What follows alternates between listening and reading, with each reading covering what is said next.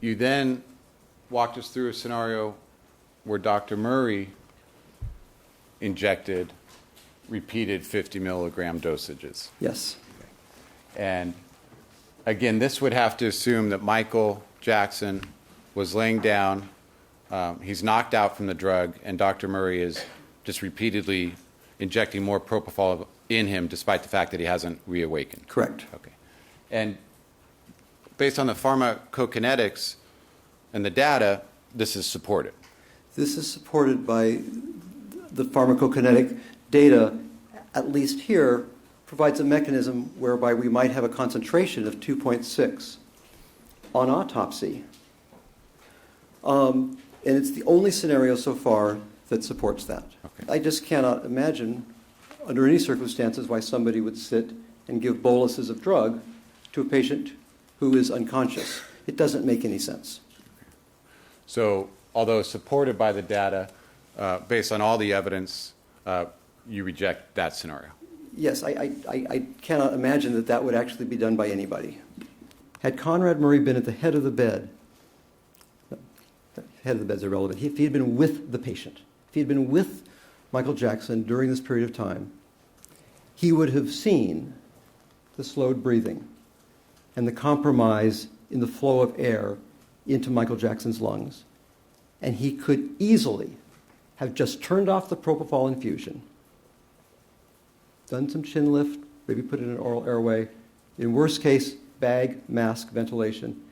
He could have easily done these things, and there would have been no injury to Michael Jackson. At about noon, then, what is taking place? And about noon, the flow of oxygen into Michael Jackson's lungs stops.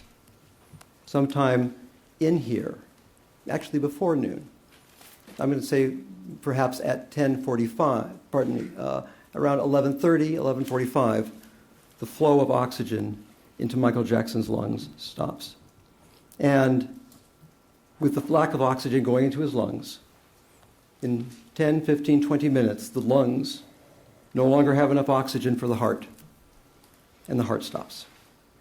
And with the ending of circulation, Michael Jackson has died, but he's died with the infusion running. And that's why the levels are high. He has died with the infusion still going. So there's no opportunity for this rapid metabolism of propofol to occur.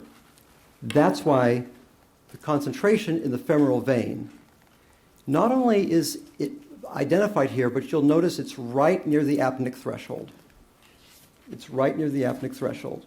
And that's completely consistent with Michael Jackson dying on an infusion, a drip of propofol. It's the only scenario I could generate. In looking at scenarios, this was the only scenario that I could generate that produced the femoral vein concentration in a way that was consistent with how Conrad Murray described his usual practice of administering propofol to Michael Jackson by drip.